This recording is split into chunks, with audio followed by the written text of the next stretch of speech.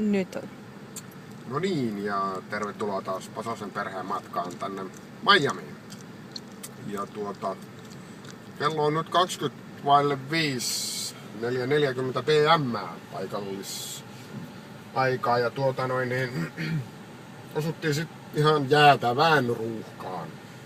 Että tää ei nyt oikein edisty tää matka.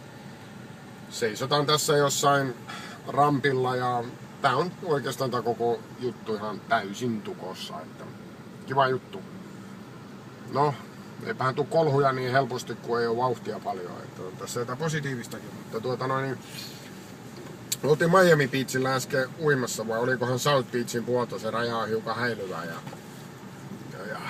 siellä sit, ja käveltiin pitkin Ocean Drivea ja aika hienoja mestoja oli siellä, mutta on se pirun kuuma se aurinko näillä leveyspiireillä, että Ei meinannut pohjoisen pojan nahka kestää kyllä, että muutaman tunnin jakso ja nyt on pakko lähteä taas hotellille vähän lepäämään